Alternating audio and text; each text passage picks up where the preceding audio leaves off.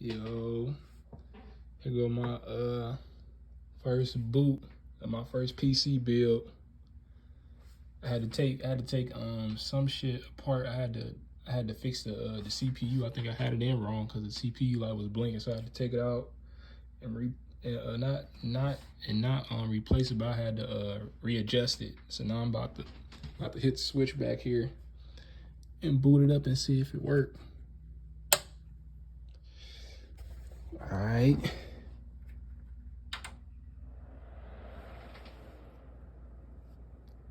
Okay, the red light, what that mean? Okay, white, that's something different. Green, shit now.